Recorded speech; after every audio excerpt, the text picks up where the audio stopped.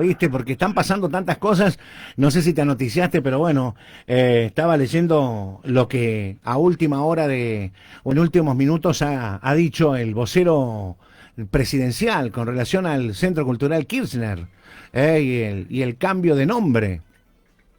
Sí, mira, yo no estaba en casa, ya te dije por privado, así que esta última no la sé, así que me entero por vos, decime qué pasó. Es de recién, es de recién, bueno, bueno, el tema pasa por que el gobierno confirmó que le va a cambiar el nombre al Centro Cultural Kirchner.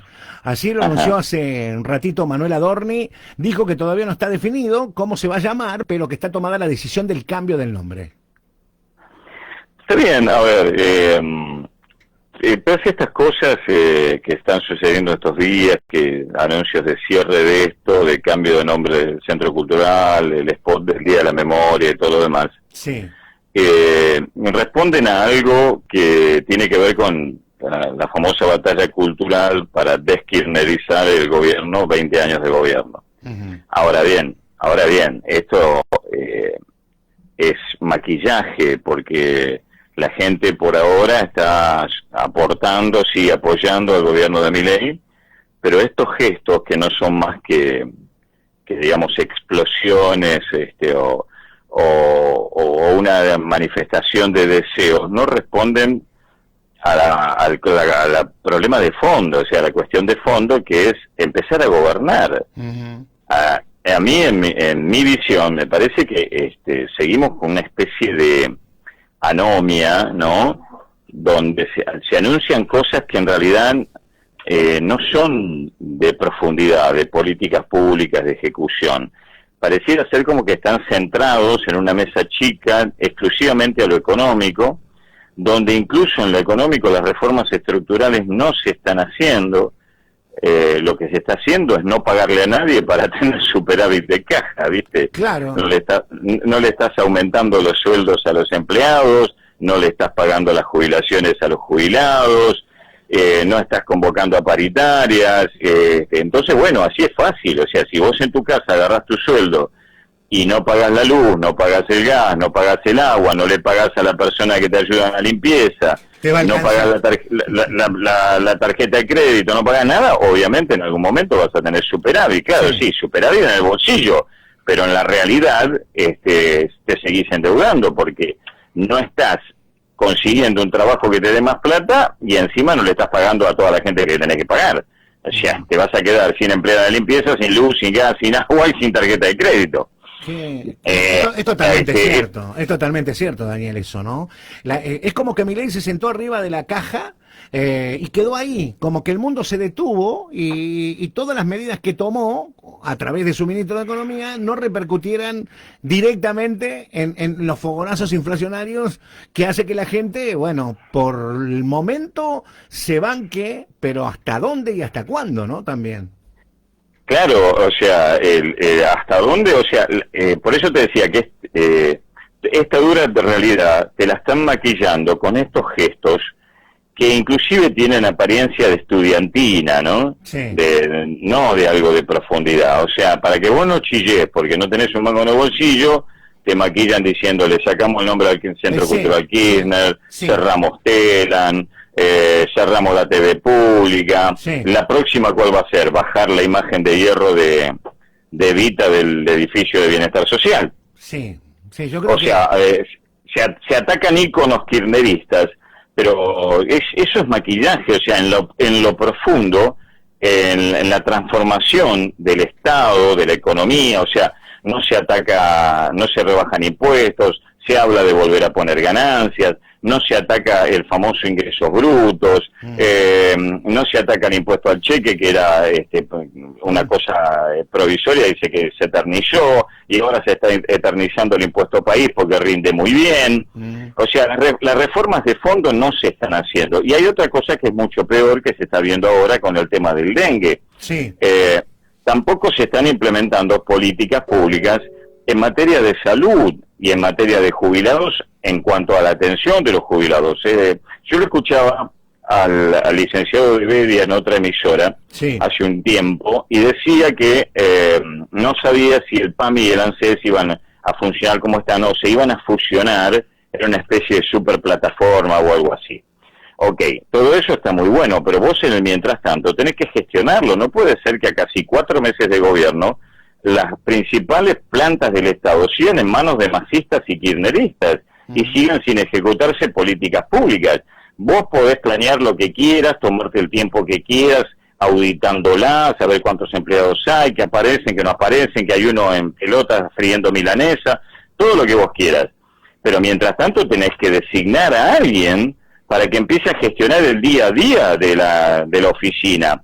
La gente de PAMI necesita soluciones todos los días con el tema de las prótesis, con el tema de la atención médica, con el tema de la factura electrónica, con el tema del médico de cabecera. Lo mismo pasa con el ANSES, que es una de las cajas más importantes del país. Entonces vos no podés dejar eso en manos de la administración anterior, con empleados que están a la deriva, que les importa 3 carajos, porque muy probablemente los echen y todo lo demás, y no gestionar el día a día de dos situaciones que atienden la principal problemática del país, como son los planes, la pobreza, la atención médica, la gestión de medicamentos, y eso se repite en salud con el tema del dengue, se repite en la devastación de la caída, por ejemplo, en provincia de Lioma, la devastación del sistema público de salud, que ahora encima que está deteriorado e implosionado, se sobredimensionan porque se cae en la clase media, se caen los privados que no pueden pagar la fortuna que le piden las prepagas, y entonces ¿a dónde va? Al hospital público. Y entonces a mí me da la impresión que todo esto está muy lindo, ¿no? Yo te aplaudo si querés sacarle el nombre al Centro Cultural Kirchner, todo me parece muy bien, pero ¿cuándo vas a empezar a gobernar? Claro. Ayer pasaba por ANSES local, estaba cerrado. Hay una demanda porque, bueno, se ha echado personal, porque, bueno, hay mucha confusión. Y yo decía, los que estaban reclamando no estaban mejor o peor que los que necesitaban ser atendidos y no lo fueron. Entonces, ahí hay una irresponsabilidad del gobierno nacional de no haber designado a una persona al frente de la sucursal Miramar para que mínimamente las puertas estuviesen abiertas y hubiese una respuesta a aquellos que están en la demanda, que sigan en la demanda porque es democrático y están exigiendo su laburo. Pero también están los que necesitan ser atendidos y alguien le tiene que dar una respuesta. Las puertas cerradas, como que no hay nadie, ni del gobierno, ni de los que reclamaban, dispuestos a dar una respuesta a la gente, ¿me entendés? Yo decía, no lo puedo creer, me llamaban y me preguntaban, ¿sigue cerrado mañana? Y la gente, como no tenía respuesta, yo le decía, no, quiero creer que es un día, que son 24, que es una medida de fuerza. Pero me parece que estamos en esto, ¿no? Este gobierno se conforma con manejar las primeras líneas y después todo lo que esté por debajo me parece como que no estaría en su contabilidad y en su trabajo de terreno plantar gente de la propia alianza. Es que además hay un problema de excesiva centralización. Y como dice el refrán, el que mucho abarca poco aprieta. Sí.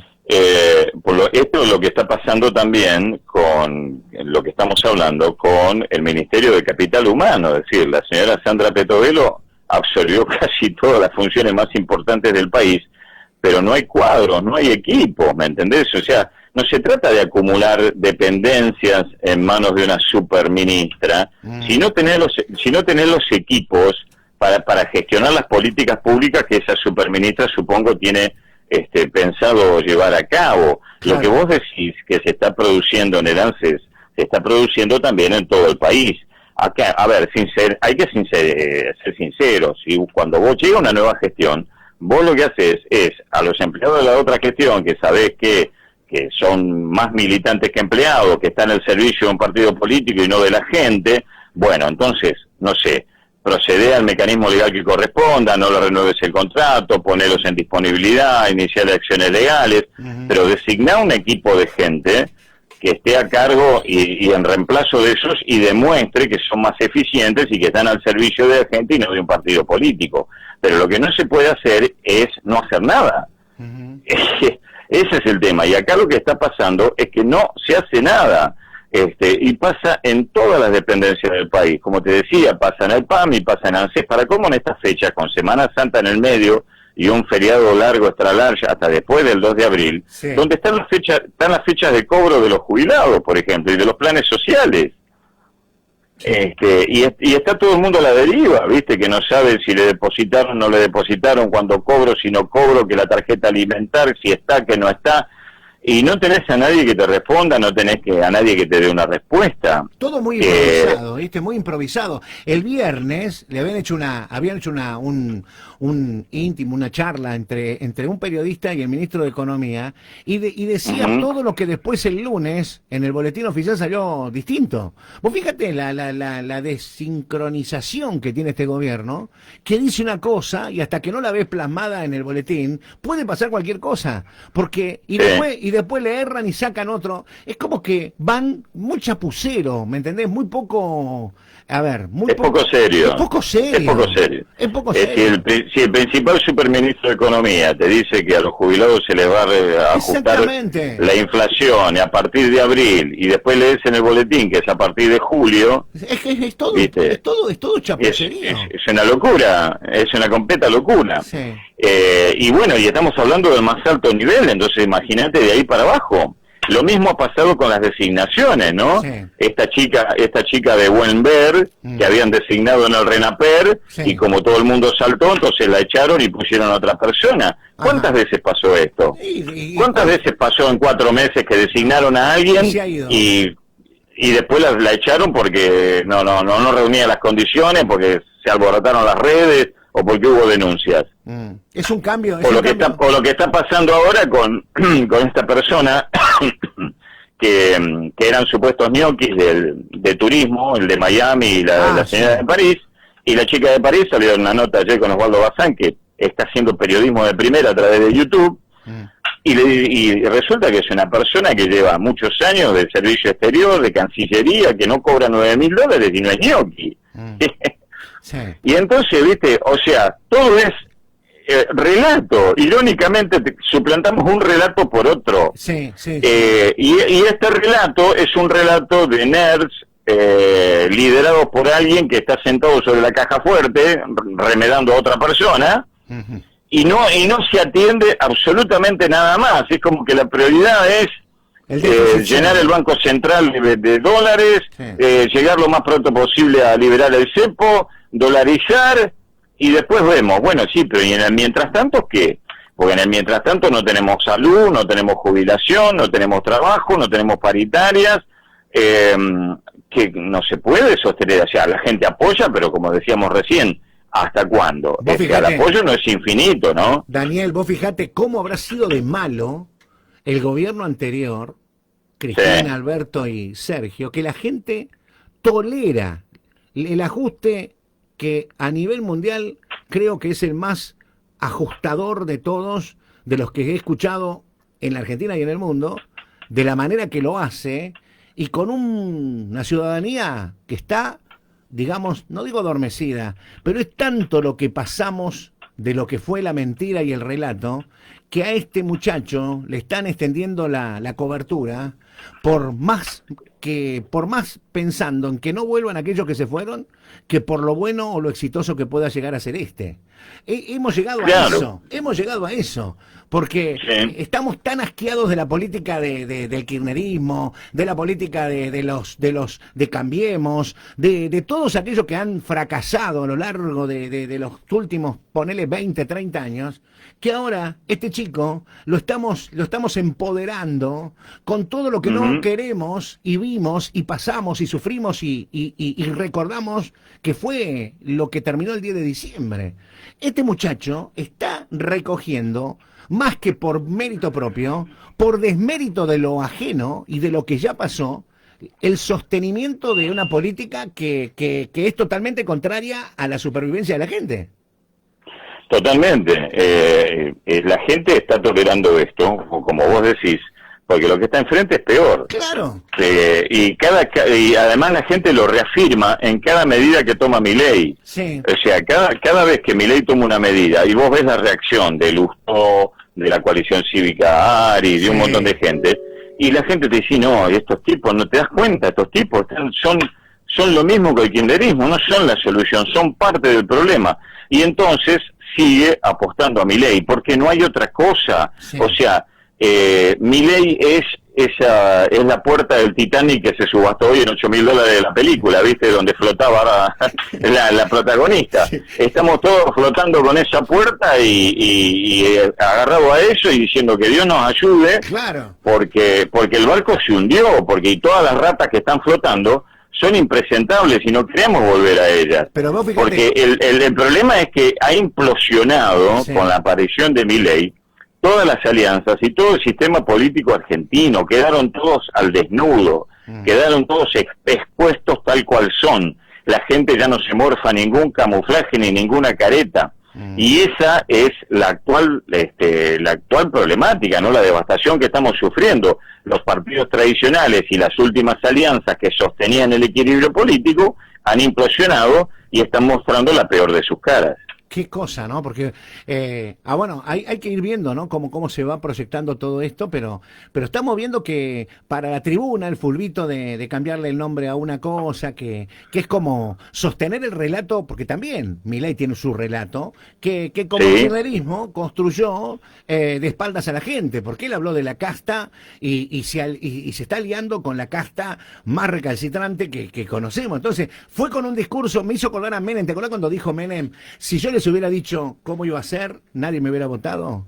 Bueno, este plantea que había dicho que iba a ir contra la casta, y la casta está vivita y coleando, mirando cómo ajusta en los sectores más fáciles, más vulnerables, más rápidos, que son aquellos que tienen el salario o la jubilación, y que el Estado es quien se la paga, y por lo tanto ajustamos ahí para cerrar un déficit cero que me parece que no sé cuánto tiempo se podrá sostener, pero que en definitiva está siendo sostenido principalmente por la clase trabajadora, ¿no? Y por la clase y por los pasivos que con magros ingresos están sosteniendo ficticiamente a este gobierno, que indefectiblemente debe ser algo que tenemos internalizado, que fue tan malo lo que hemos vivido y no queremos volver a eso, que haciendo las cagadas o no cagadas que hacen y hambriándonos, nos resulta por lo menos mínimamente alguien en lo cual, cuando decimos de política,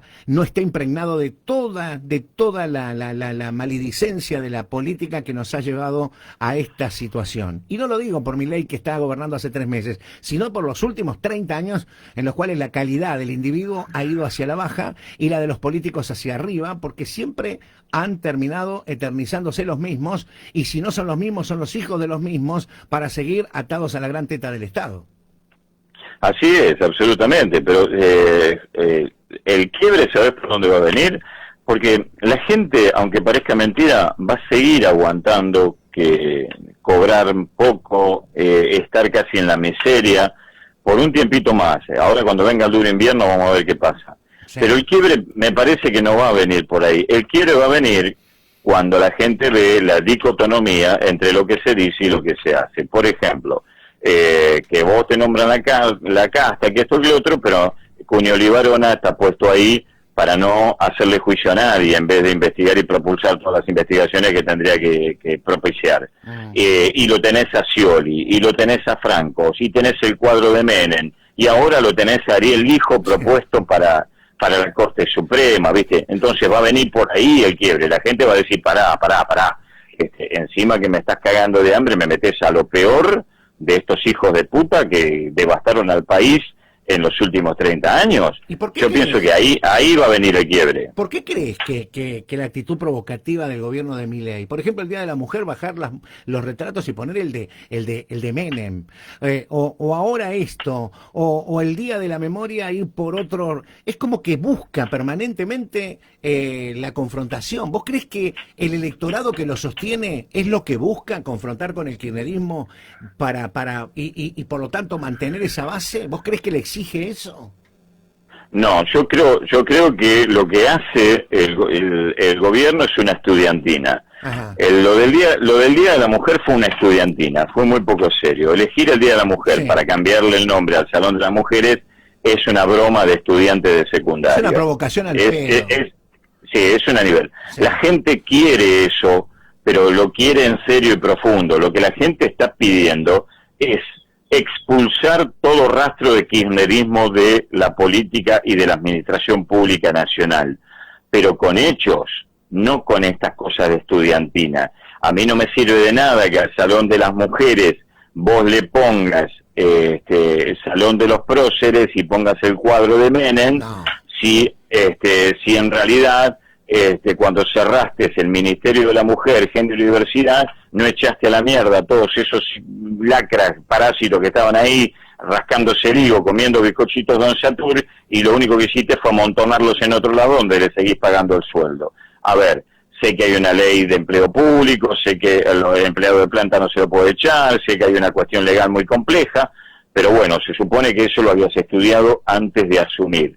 La gente quiere gestos concretos y profundos, quiere reemplazo no solamente de una forma de hacer política, sino de quienes entran al Estado Nacional y viven de la política, porque todos sabemos que al Estado Nacional no se entra por concurso, sino por dedo, en el Estado Nacional, provincial y municipal. Bueno, este tipo dijo que venía a acabar con eso, que iba a llamar al concurso, que bueno, no somos tan tontos para creer que eso iba a ser cierto, pero tampoco nos tomes por tan tontos como para distraernos como un caniche al que le mostrás la galletita para que salten dos patas, mientras vos estás poniendo a lo peor de la casta y estás garantizando la impunidad de la casta, ¿se entiende? Sí. Por eso te decía que por ahí va a venir el quiebre, no tanto por el hambre, o sea, el hambre, la baja de los salarios y las dificultades en acceder al empleo y la ruina van a ser una presión importante,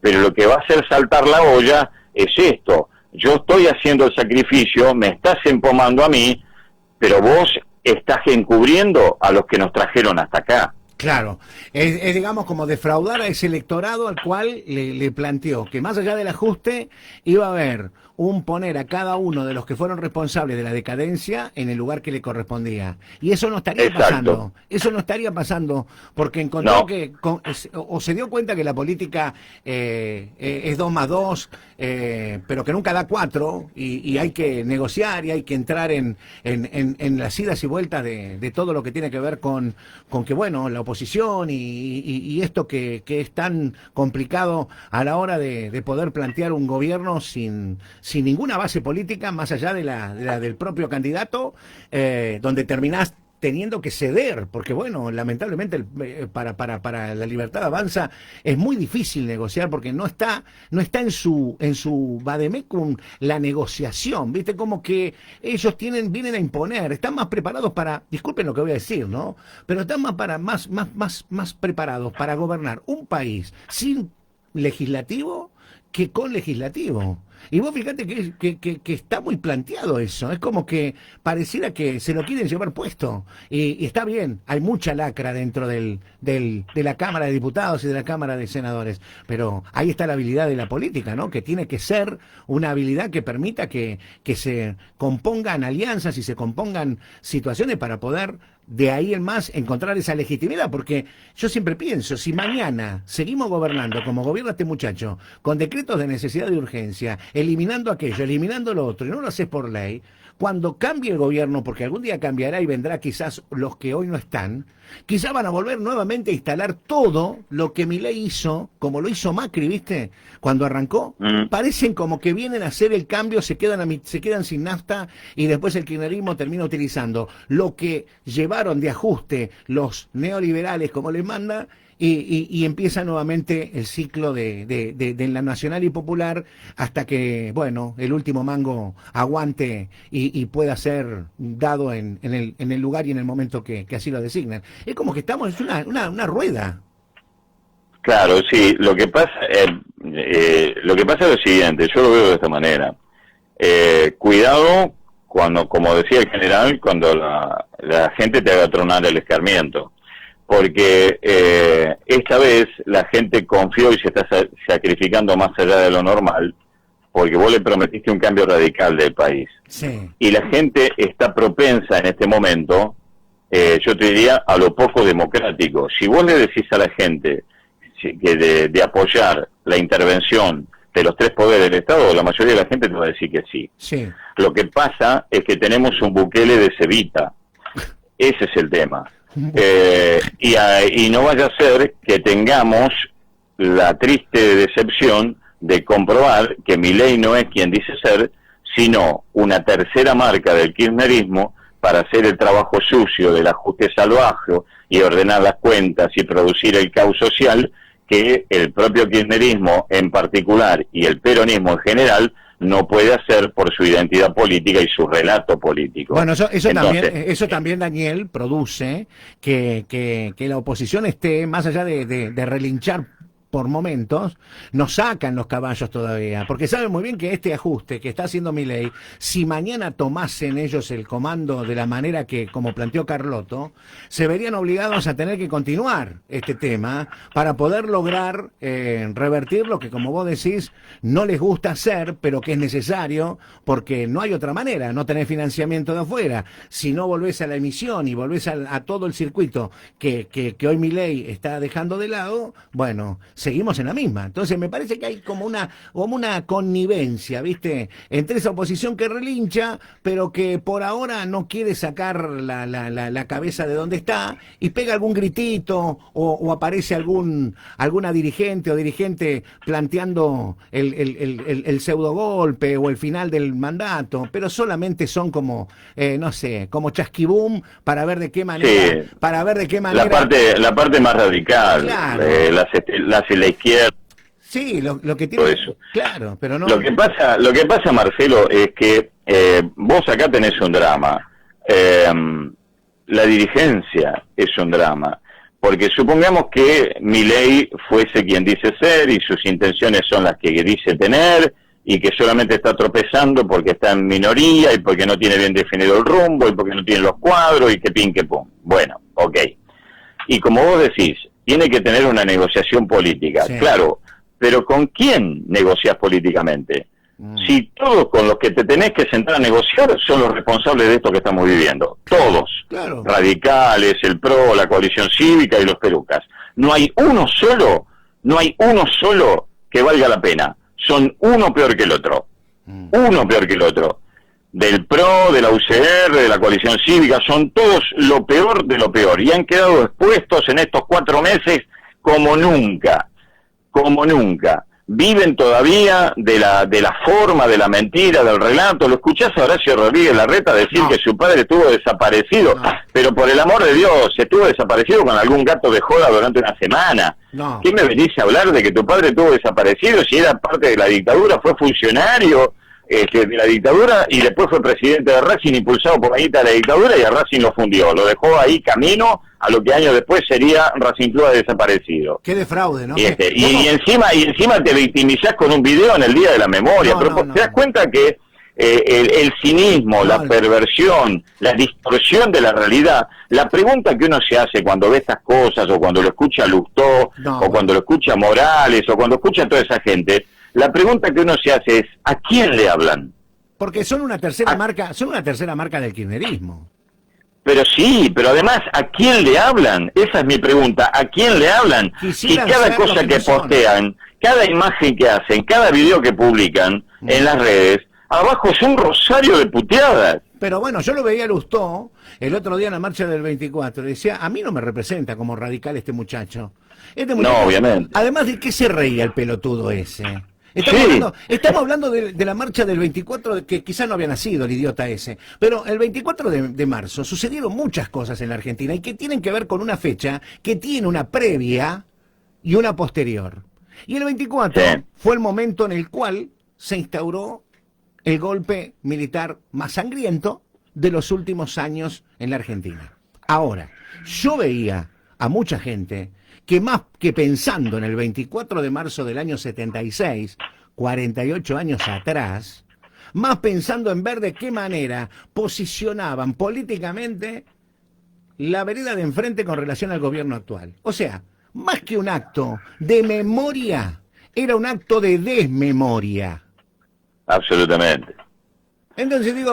Pero por eso te digo, Marcelo, ¿con quién vas a negociar en serio políticamente hablando? Cuando tenés a estos imbéciles que el día 24 marchan en contra del golpe, la represión y la tortura con banderas palestinas. Sí, no, bueno. Eso habla un poco de... Entonces, ¿te das cuenta? Entonces, ¿con qué vas a negociar con esta gente, con estos imbéciles que niegan la masacre que se produjo el 7 de octubre, que fue una de las masacres y casi genocidios más grandes que hemos visto en vivo y en directo en el siglo XXI, y que se ha visto desde el pogrom de los judíos que se llevaron 6 millones de personas? Y tenés imbéciles que te dicen, pero Israel, pero esto, pero bueno, me estás jodiendo, me estás jodiendo, la puta madre. ¿En qué clase de bestias nos estamos convirtiendo como sociedad? ¿En qué clase de bestias? Bueno, además, no me vengas a contar a mí que cuando se dio el golpe de Estado, yo estaba a 15 días de cumplir 18 años y viví toda la dictadura de pe a pa, y además hice la primaria con todas las dictaduras, con Onganía, Levington, Lanusse. Vi el interregno peronista con la masacre de Seiza, el tío Cámpora que liberó a los presos, a los asesinos, Perón diciendo este pelotudo nos llenó el gobierno de zurdos, y a los 6 meses lo rajó, y a las 72 horas de ganar Perón los montoneros le asesinan a Rucci. Y entonces, y de ahí para adelante la tragedia. Entonces, ¿de qué carajo me venís a hablar a mí de memoria, verdad y justicia cuando vos ni siquiera eras un espermatozoide avivado listo para comenzar la carrera? ¿Qué relato me querés imponer? Y encima me venís a una marcha contra el golpe de Estado, pidiendo un golpe de Estado contra Milei. Sí, no, pero sos pelotudo, ¿qué haces? Sí, son bravos. Yo creo que, vos fíjate, la mayoría de los que estaban subidos admiran a Castro, admiran a Maduro, admiran a Ortega, admiran a Irán, admiran todo lo que en realidad, supuestamente, en el año 76, combatieron la dictadura y se proyectan en esas dictaduras como lo que ellos quisieran, ¿viste? Es como el síndrome de Estocolmo. No, es que lo que pasa es que ellos no están en contra de la dictadura.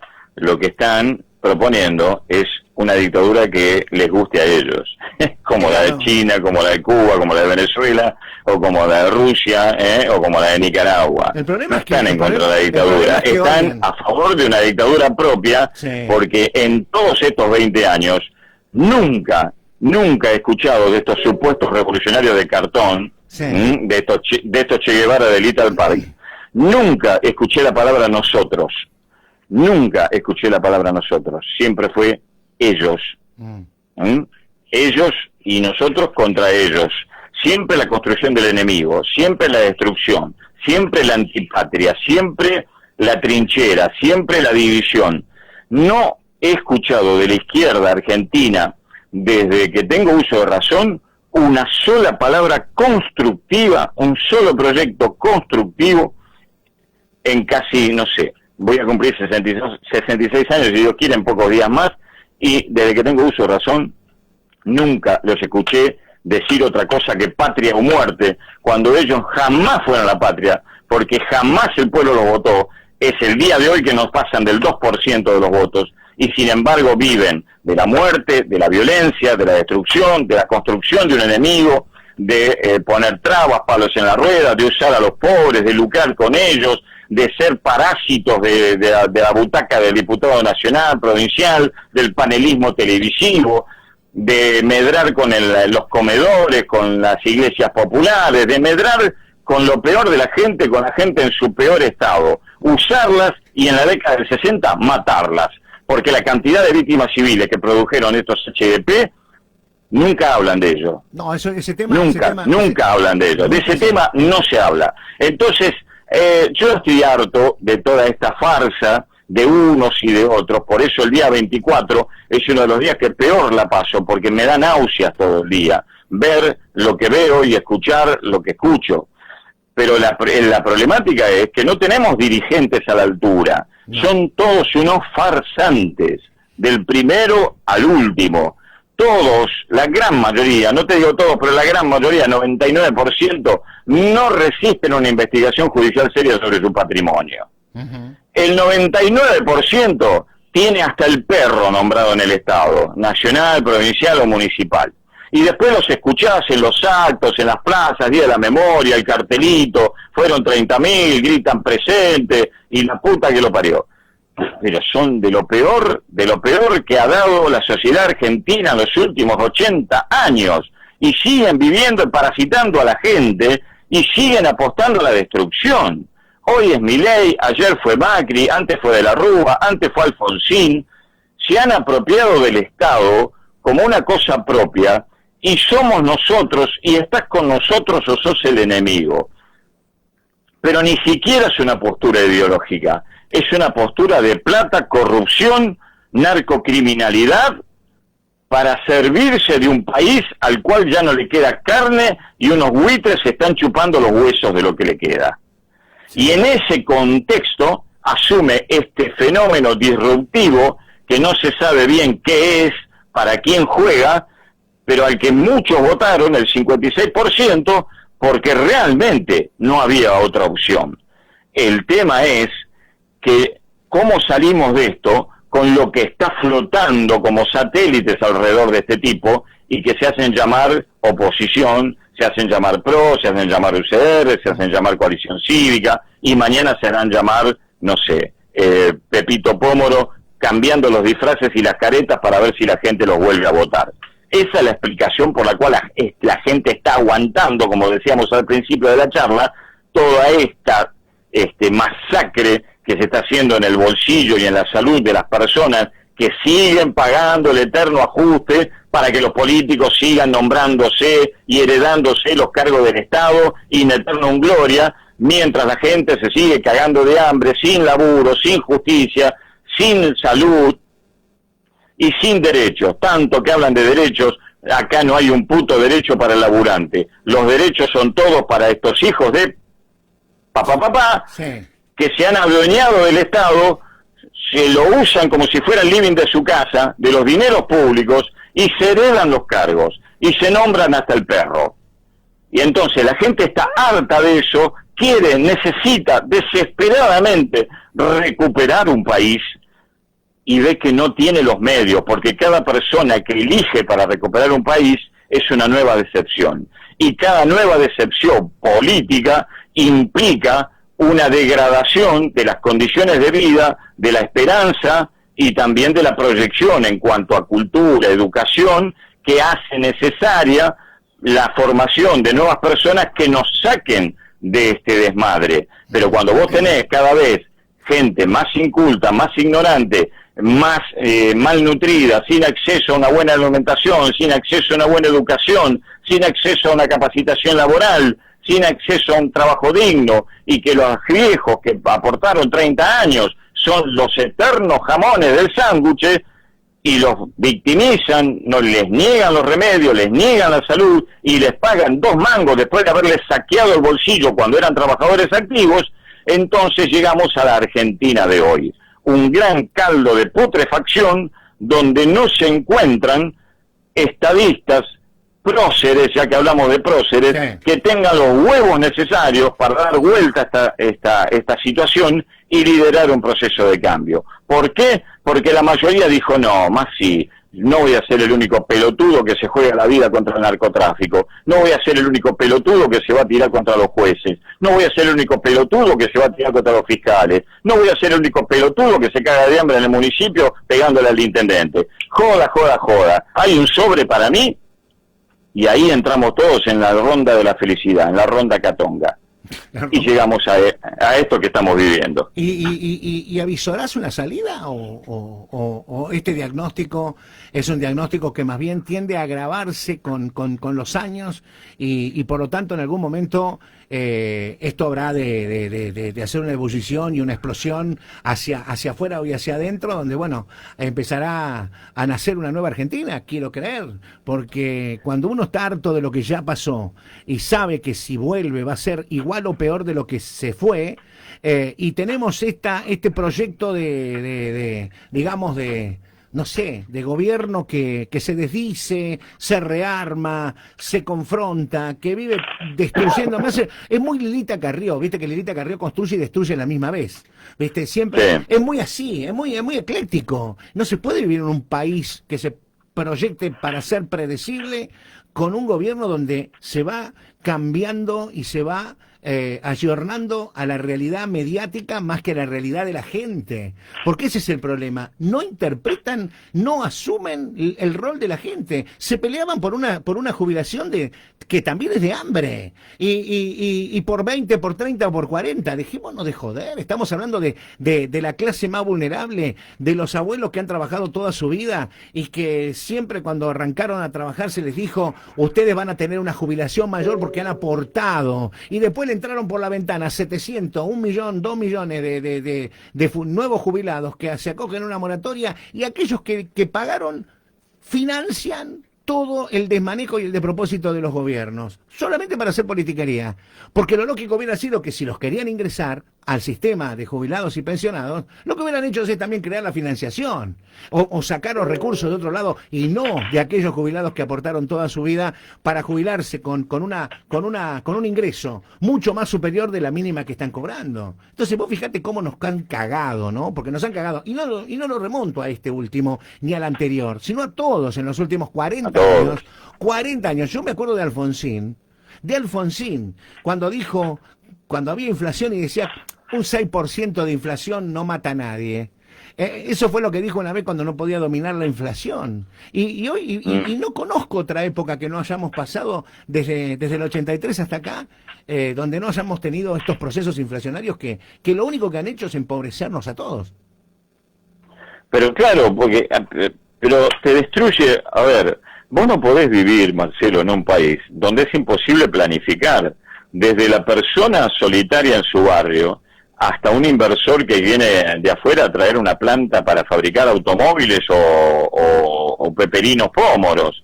Es imposible. Y además, un país que fue diseñado así a propósito en los últimos 20 años para que justamente a través de la gente sumergida en la miseria, en la degradación, y dependiendo de la dádiva del político de turno, vos los tengas a tiro para eternizarte en el poder y además sometidos al flagelo de la droga, porque esa es la otra cuestión. Argentina es un país narco hoy. Esa es la gran tragedia. Es un país narco que se está llevando puesto a toda una generación, más de una generación, que nace en la marginalidad, en la violencia, malnutrida, que ya no va ni a la escuela y si va a comer y ahora está yendo en condiciones que no son las mejores, y seguimos con el adoctrinamiento y seguimos con el Milei y la derecha y la puta que lo parió, cuando los únicos que han hecho cosas de nivel cercano al fascismo son los que nos han gobernado en los últimos 20 años. La destrucción es muy profunda. Vos recién me decías si yo no veo la salida. Mira, no la veo ahora en lo inmediato. Yo, antes de que asumiera Milei, antes de que lo eligieran a Milei, yo hice una comparación con una novela muy famosa de ciencia ficción de Isaac Asimov, que es Fundación. El eje central de esa novela es un matemático, un psicólogo matemático, que a través de la ciencia, de la psicología y la matemática, predecía, a raíz del análisis político de la sociedad, la caída de un imperio, ¿no? Todo el espacio estaba gobernado por un imperio.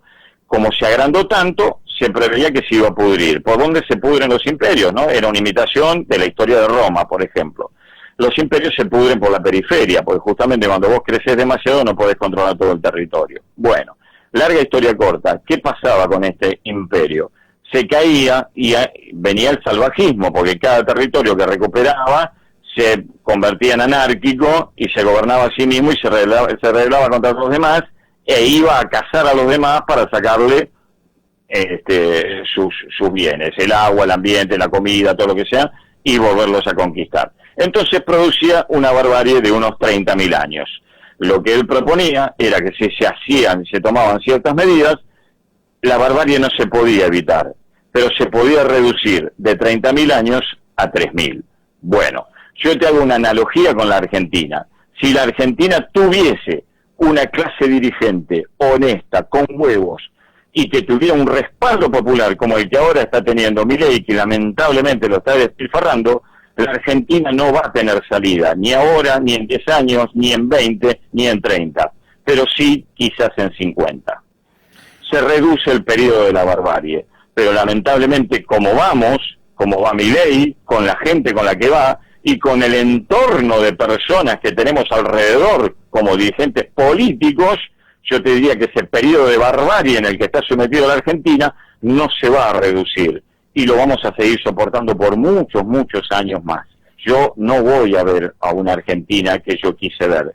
Vos tampoco, probablemente mi hijo Guillermo con 36 años tampoco, y quizás con mucha suerte cuando sean adultos algunos de nuestros nietos la vean, si es que nace una generación que yo creo que van a ser como descarte de los chicos que se asomaron a la política, primero con el PRO y después con Milei, y por el otro lado con los chicos que creyeron en el proyecto del kirchnerismo y que no vendieron su alma al diablo del relato al justificar cualquier cosa. Por ahí, a través de esos chicos y sus descendientes, mucho más adelante en el tiempo, cuando nosotros no estemos, comencemos a ver la salida. Pero hoy por hoy, porque nosotros miramos la General Paz y miramos Plaza de Mayo como si fuera la Argentina, Sí. pero la Argentina no es eso.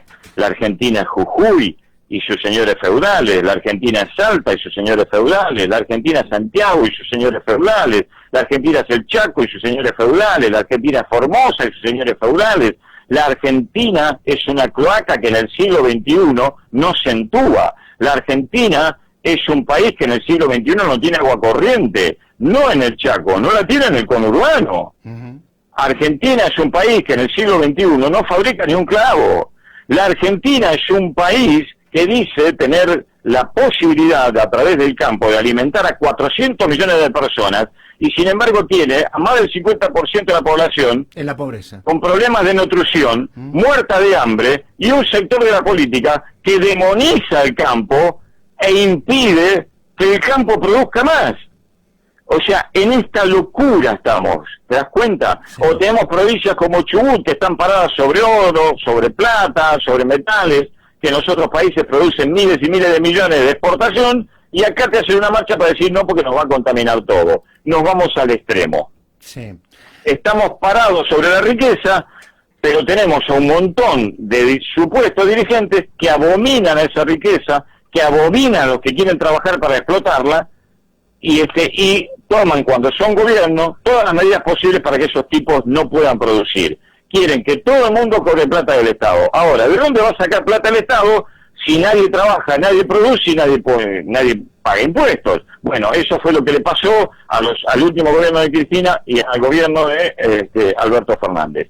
O sea, vivimos en la locura de pretender que nadie trabaje, que nadie produzca, porque es un garca, es un ladrón, que se va a llevar la plata del pueblo, mientras los que verdaderamente se están llevando la plata del pueblo se enriquecen, ponen a toda su familia, viven en mansiones, tienen autos de alta gama, propiedades en el exterior, se dan la gran vida y te recitan a vos el relato de la derecha, el neoliberalismo y todas esas boludeces, que lamentablemente hay un montón de gente que no tiene 2 neuronas funcionales, que se lo cree y sale a la calle con una bandera de Palestina a decir, a quemar un muñeco de Milei y a decir que los israelitas son asesinos. Mientras tanto se le encoge bien el operulso cuando un ataque islamista, terrorista, asola a Rusia. Ni una sola palabra de la izquierda del atentado supuestamente musulmán en Rusia, 132 muertos. Nada. Porque les pegan su propio discurso. Como no dicen nada de Venezuela, que están encarcelando y torturando a todos los opositores para que no ganen las elecciones,